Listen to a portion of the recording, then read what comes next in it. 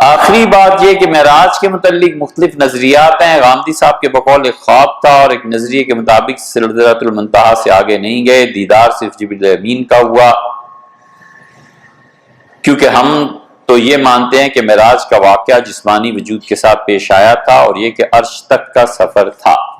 اس کا بہت آسان جواب یہ ہے بھائی کہ اگر معراج صرف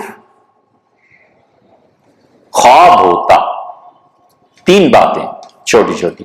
معراج کے ماننے میں اشکال کیا ہے؟ آخر مصیبت کیا ہے؟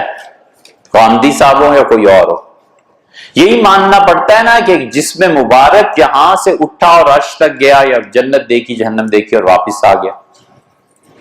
تو اس میں ماننے میں کیا مسئلہ کیا ہے؟ اے اللہ کے بندو یار، جو مانتا ہے کہ جبریل امین رسول اللہ صلی اللہ علیہ وسلم کے پاس ایک ایک دن میں کئی مرتبہ عرش سے اور جنت سے اور اپنے گھر سے یہاں آتے تھے، روز آتے تھے، کئی مرتبہ آتے تھے، تو انہیں ایک دن انہوں نے کہا اچھا ہم بھی آپ کے گھر آئے ہیں اور یہ وہاں تشریف لے گئے، تو ان کو ماننا ہے جبریل کو، انہیں نہیں ماننا. ہے کوئی عقل؟ جبریل بھی آتے ہی تھے نا آخر کے، نہیں آتے تھے؟ یا تو اس کو نہ مانو تو پھر تو مسئلہ ہی کوئی نہیں، وہی نہیں ہوتی تھی، بس ختم ہو گئی بات. جب آپ مانتے ہیں کہ جبریل امین یہاں کئی بار آتے تھے، تو ایک دن فرمایا میں بھی تمہارے گھر آؤں گا. ان کا چلو جی آپ بھی ہمارے گھر آئے، ہم آپ کا انتظار کریں گے. تو وہاں سے آنا اور وہی لانا جو اتنی مشکل بات ہے اس کو مان لیا، اور اس کے مقابلے میں صرف ایک مرتبہ ایک مبارک وجود کا یہاں سے وہاں جانا، یہ نہیں ماننا. ایک بات. دوسری چھوٹی سی بات،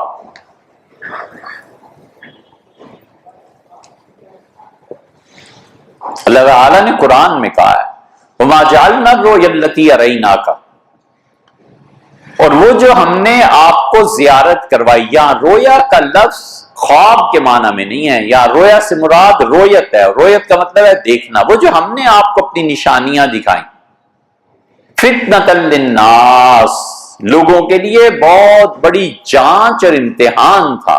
جو اس امتحان پہ ایمان رکھتا ہے کامیاب ہے، جو اس امتحان کو نہیں مانتا ناکام ہے. اگر یہ صرف خواب تھا تو یہ امتحان کیسے ہوا؟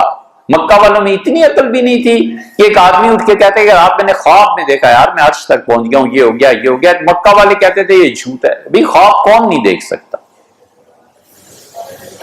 لوگ جنت کو خواب میں نہیں دیکھتے، جہنم کو نہیں دیکھتے، آسمان پہ نہیں چلے جاتے، سب ہوتا ہے. اگر یہ محض خواب تھا تو یہ آزمائش کیسے بنی؟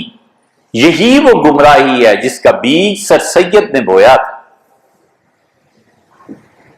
وہ قوم کبھی ترقی کر سکتی ہے، وہ قوم کبھی اٹھ سکتی ہے جس کی جڑوں میں سر سید جیسے لوگ پانی دینے کو بیٹھے ہوئے ہوں. اللہ کی شان ہے، اس قوم کی تباہی میں کیا کسر باقی رہ جاتی ہے جسے سر سید بنائے. پڑھو یار، ضرور پڑھو. سر سید کو اگر سمجھنا ہے نا تو اس کی ایک کتاب کلیات سر سید لاہور جو اردو ادب کی ترویج کے لیے کام کر رہے ہیں، انہوں نے چھاپی ہے. 17 جلدیں ہیں، بس زیادہ نہیں، 17 جلدیں. اور مہربانی کرو 2 جلدیں ان کے مکتوبات کی ہیں، 19 جلدیں پڑھ لو، پتہ چل جائے کہ تانا بانا ہے کیا. یہ فتنہ اس نے بر صغیر میں اس سے شروع کیا. اگر یہ صرف خواب ہے تو مصیبت کیا ہے؟ یہ جسم اور روح مبارکہ دونوں گئے تھے اسی لیے. اور تیسری آخری بات، ابھی کچھ چیزیں پیش آ گئی تھی تو ہم نے اس موضوع پہ کوئی 2-2.25 گھنٹے کی ریکارڈنگ کرائی ہے.